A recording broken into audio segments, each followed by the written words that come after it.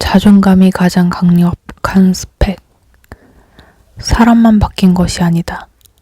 세상은 어느새 너무 많은 것을 묻고 요구한다. 앞으로 어떻게 살 건지, 무엇이 되고 싶은지, 어떤 길로 갈 건지, 얼마의 속도로 갈 건지 수시로 묻고 확인한다. 결정할 것도 많아지고 답을 내야 할 것도 많아졌다. 당연히 혼란스럽고 불안할 수밖에 없다. 젊은이들은 내가 잘할 수 있는 일이 뭔지 모르겠어요 라는 고민에서 한치도 벗어나질 못한다. 그리고 그 고민을 물고 늘어지느라 가진 에너지를 소모한다. 보고 들은 것은 많고 그에 따라 질문과 고민은 많아졌는데 답은 찾을 수 없으니 참으로 답답한 세상이다. 정보가 폭발하면서 우리는 고유의 정체성조차 비교당하고 산다. 내가 하는 생각, 살아가는 과정, 판단, 결과들도 비교의 대상이 되었다. 그래서인지 그럭저럭 잘 살고 있는 사람들조차 마음 한구석에 내가 정말 잘 살고 있는 걸까 하는 의문을 안고 살아간다. 이런 환경은 자존감에 큰 영향을 미친다. 끊임없이 비교하며 열등감을 조장하고 내 환경을 원망하게 하고 내 성격이 이상한지 자꾸 점검하게 한다.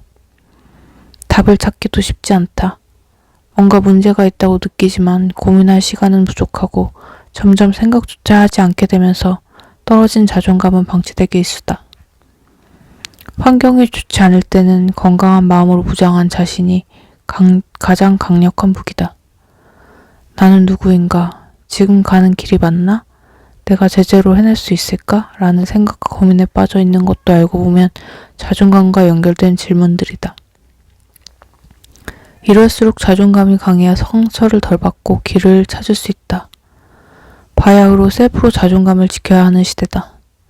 행복해지기 위한 온갖 방법과 굵기가 난무하지만 진짜 행복은 튼튼한 자존감에서 나온다. 건강한 자존감이야말로 요즘처럼 복잡한 시대를 살아가기 위한 가장 강력한 무기다. 사랑받을 자격을 의심하는 사람들. 성장소설에는 어김없이 사랑 이야기가 등장한다. 이유가 뭘까? 사춘기가 성욕이 가장 왕성할 때라서가 아니다.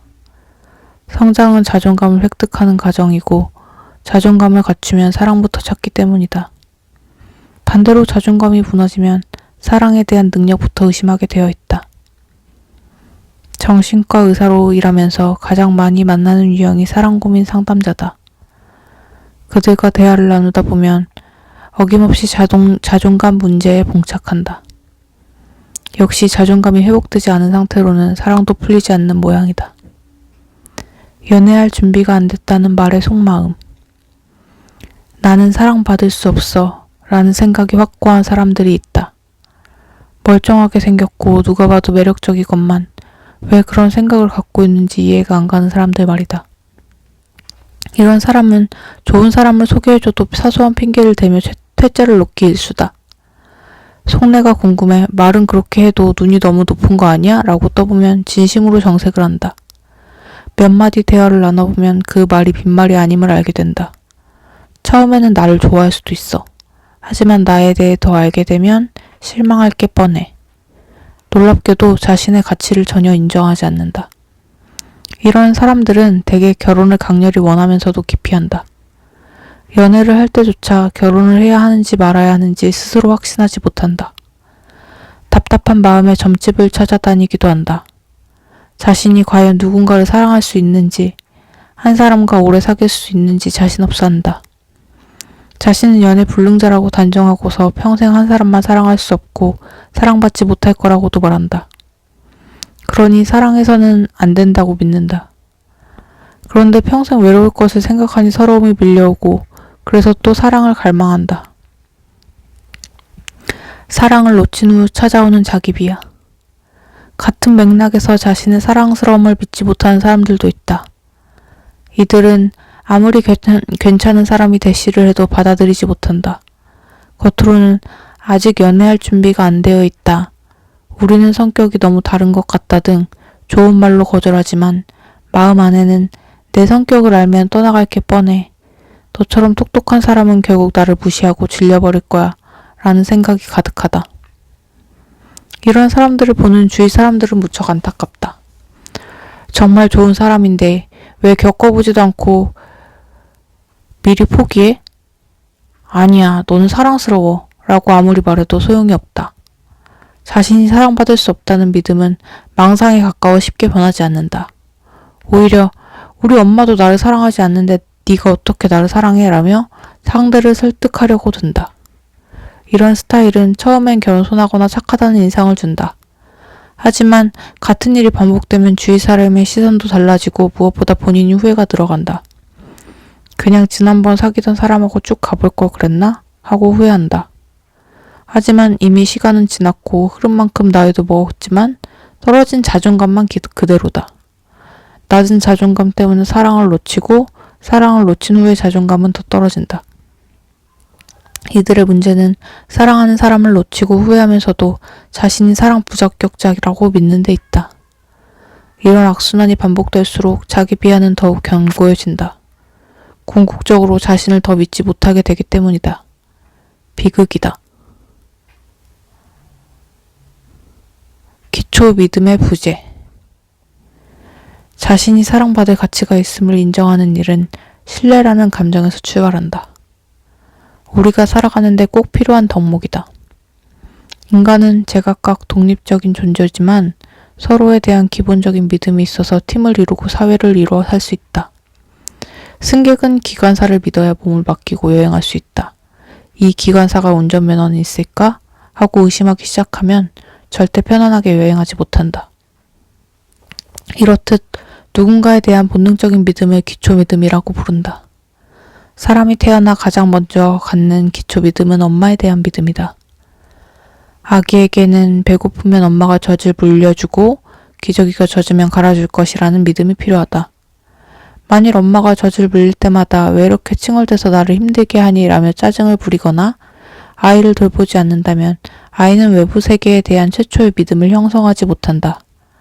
엄마의 겁으로 인해 아이는 자꾸 배가 고파지는 나는 이상한 존재, 세상에 불필요한 존재라는 인식을 가지게 된다.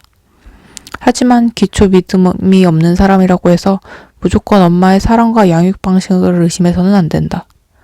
부모에 대한 기초 믿음이 형성되었으나 그 후 다양한 경험을 통해 깨져버린 경우도 있기 때문이다.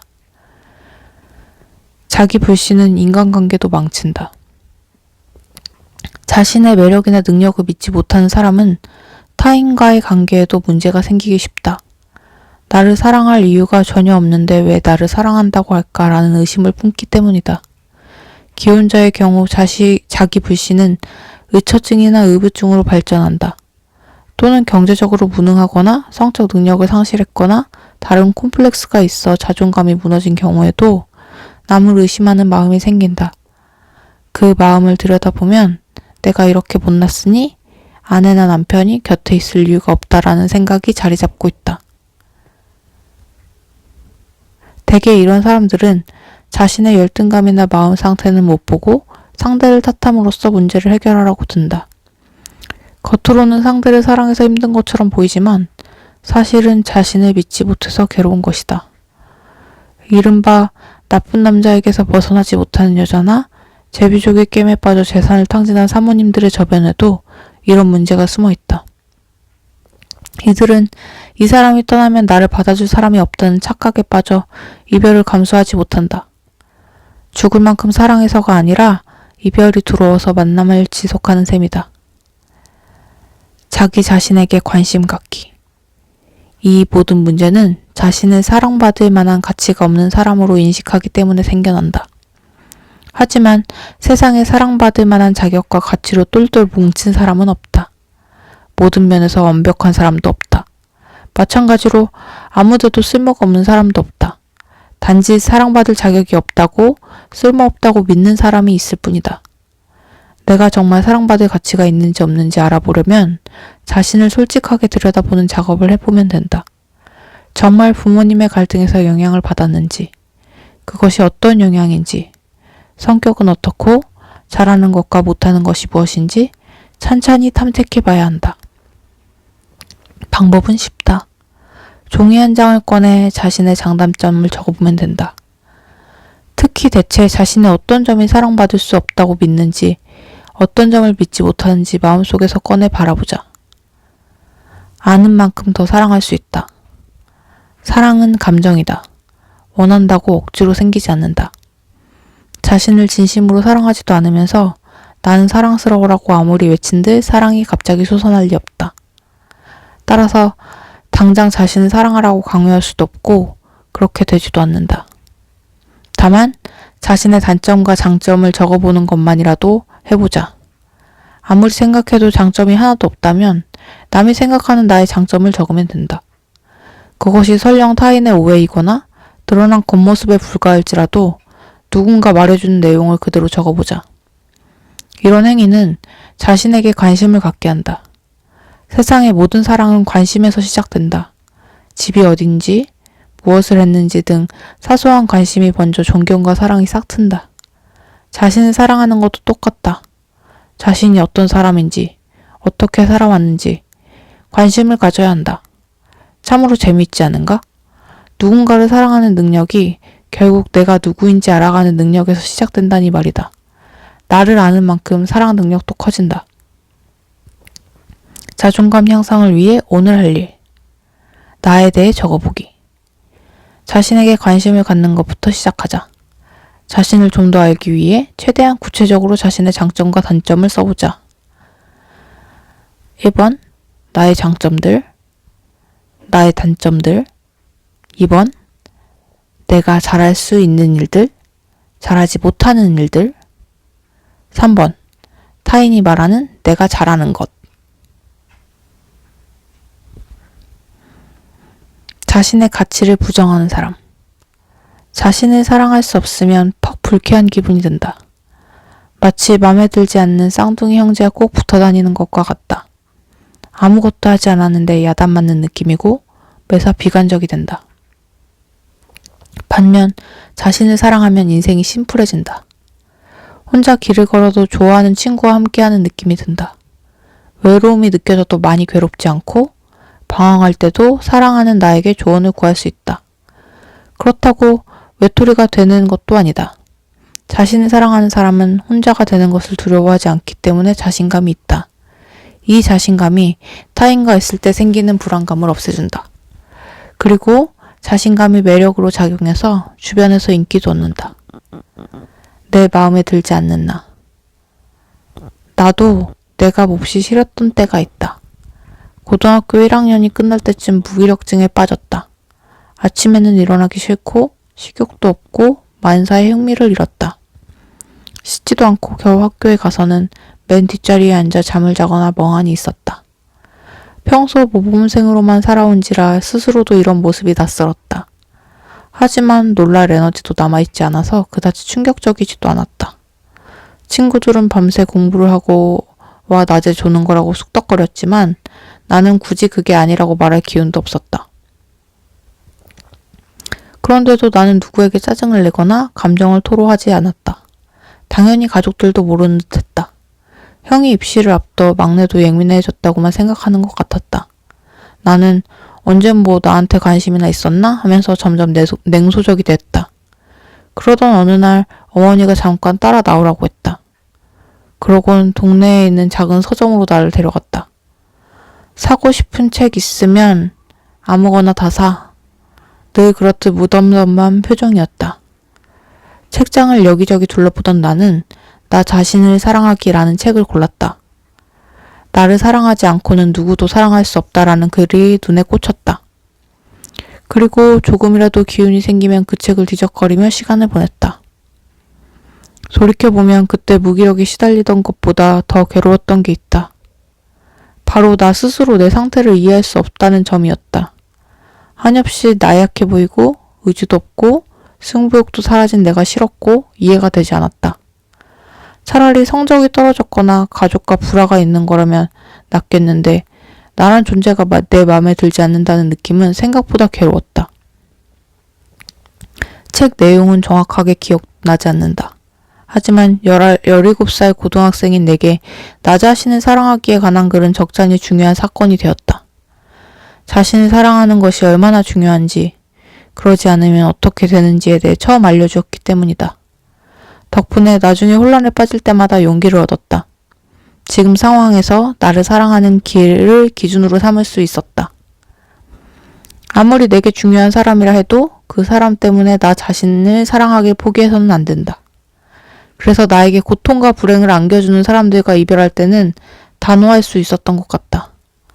술이나 온라인 게임에서 벗어날 때도 그랬다. 분위기를 맞추거나 아이템을 모으는 것보다 내 인생을 챙기는 것이 소중했기 때문이다. 시간이 흘러 나는 다른 이의 마음을 달래주는 정신과 의사가 되었다. 자신을 사랑하지 못해 괴로운 사람들이 도움을 받기 위해 찾아온다. 나는 이들에게 유난히 신경이 쓰인다. 아마 지독하게 알았던 경험 때문 아닐까? 다시 과거로 돌아가자면 20대에도 나는 무기력하거나 게을러지는 이유를 이해하지 못했다. 하지만 여전히 나는 게으른 구석이 있었고 그런 내가 마음에 들지 않았다.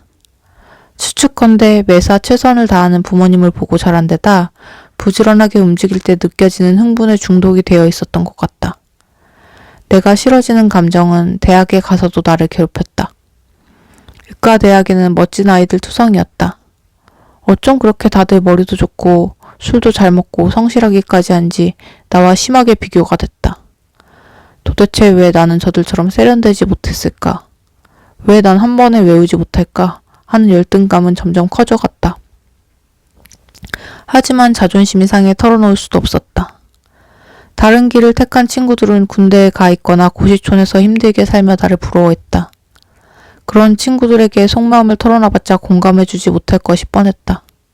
무엇보다 나도 내가 이해가 안 되는데 남들에게 이해해달라고 설득할 방법이 없었다. 나는 입을 다무는 방법으로 그 시절을 견뎠다. 돌아보면 자신을 사랑하지 못하는 것이 얼마나 외로운 감정인지 그때 처음 알게 된 것 같다. 가장 가까운 친구는 바로다. 누구를 미워하거나 무관심한 건 특별한 일이 아니다. 사람마다 좋아하는 사람과 싫어하는 사람이 있게 마련이니까. 하지만 가까운 사람을 미워하는 것은 문제다. 배우자를 사랑하지 않거나 연인에게 무관심하면서 행복하기란 어렵다. 가족이나 회사 동료 중 미운 사람이 있어도 마음은 불편해진다. 부부간의 무관심은 자연스럽게 자녀들에게도 영향을 미친다. 하물며 그 싫어하는 대상이 자신이라면 어떻겠는가. 말하고 행동하고 먹고 잠자는 모든 순간 싫은 나와 마주해야 하니 문제는 더욱 심각하다. 거울을 볼 때마다 싫어하는 인간의 모습을 봐야 하니까 말이다. 자신을 사랑하지 않는 사람은 이런 이유로 알게 모르게 짜증이 나 있다. 무기력한 내가 싫고 키가 작은 내가 싫고 성격이 모난 나에게 화가 난다. 그럴 때마다 서슴지 않고 자신을 비난하고 남들과 비교한다. 생각해보라. 누군가 내 등에 업혀서 하루 종일 나를 비난하고 남들과 비교하면 어떻겠는가. 어떤 장치가 귀에 꽂혀 속삭이듯 너는 못났어. 너는 남들보다 무능해 라고 세뇌한다면 어떻게 될까. 자신을 미워한다는 것은 그런 것이다. 남에게 비난을 들으면 도망이라도 칠 수 있는데 자신을 미워하면 그게 안 된다. 하루 종일 잔소리를 듣게 되고 그 경험이 쌓인다. 숱한 비교와 비난 속에서 자존감이 낮아진 사람은 생각이 자꾸 비관적인 쪽으로 흐르기 쉽다. 이에 반해 자신을 사랑하는 이의 인생은 상당히 수월해진다. 자신을 사랑한다는 건 마치 마음이 잘 통하는 친구와 함께 있는 것과 같다. 그래서 외로움이 찾아와도 크게 동요하지 않고 혼자 여행을 가서도 마치 둘인 양 즐거운 시간을 보낼 수 있다. 거울을 볼 때마다 위안이 되고 자신의 목소리를 들을 때마다 마음이 편안해진다. 스스로를 위로할 수 있고 격려할 수도 있다. 특히 자신이 했던 어떤 행동을 되짚어보며 상대가 어떻게 생각할까 하는 근심과 불안에 빠질 일이 없다. 물론 자신을 사랑해도 괴로운 일은 생긴다. 시험에 떨어질 수도 있고 연인과 이별할 수도 있고 부모님이 돌아가실 수도 있다. 하지만 이들은 그런 일이 있을 때 나는 왜 이 모양 이 꼴일까 라고 비난하지 않는다. 또한 불편한 현실을 그대로 받아들이기 때문에 고통의 시간이 오래가지 않는다. 이들은 문제가 생겼을 때 적극적으로 해결책을 세운다. 평소 남들과 비교하며 자신을 깎아내리는데 에너지를 낭비하지 않기 때문이다. 건강한 사람은 감기에 걸려도 빨리 면역력을 회복하는 이치와 같다. 마치 기운을 북돋고 위로해주는 친구를 곁에 둔거나 진배 없다. 내가 곧 나의 든든한 보디가드인 셈이다. 나에게 괜찮아라고 말해주자. 인생을 조금 편하게 살고 싶다면 평소 자신에게 괜찮아 라는 말을 자주 해줘야 한다. 우리는 너무 오랫동안 남들과 경쟁하고 비교하고 비난당하며 살아왔다. 그래서 필요 이상으로 스스로를 이상하고 부족한 사람으로 매도해왔다. 우리의 자아는 억울함과 슬픔에 빠져 있다. 그러니 이제부터라도 조금 과하다 싶을 정도로 위로를 해주어야 한다. 혹자는 그러면 너무 자기 안위에 빠지는 거 아니냐라고 물을지 모른다. 좋은 질문이다. 그렇지 않다. 게다가 그동안 자신을 너무 못살게 굴었거나 억압해왔다면 더 그렇게 말해줘야 한다. 그것은 우리의 잘못이 아니다. 잘못된 사회 탓이고 잘못된 교육 탓이다. 투사해도 괜찮다. 과하다 싶을 정도로 자신에게 관대해져야 하고 합리화해야 한다. 자기 안위에 빠져도 괜찮아라고 말해줘야 한다. 자존감이 낮아져 있어도 괜찮다. 그 덕에 더 노력할 수 있었고 때론 무기력에 빠져 쉬는 시간도 가질 수 있었다. 그저 괜찮아, 그동안 수고했어 라고 얘기해주면 그게 된다. 지금 당장 그게 되지 않는다 해도 괜찮다. 우린 이제 첫 발을 떼었을 뿐이니까. 자존감 향상을 위해 오늘의 할 일, 괜찮아 일기 쓰기. 오늘 한 일을 떠올리며 자신을 토닥거릴 시간을 가져보자. 이것은 자신에 대한 위로일 뿐 아니라 앞으로 사랑하는 사람을 만났을 때 써먹을 수 있는 좋은 기술이 될 것이다. 방법은 간단하다. 오늘 겪은 일을 적는다. 그 일을 떠올리면 어떤 감정이 생기는지 적는다. 괜찮아 라고 쓴다.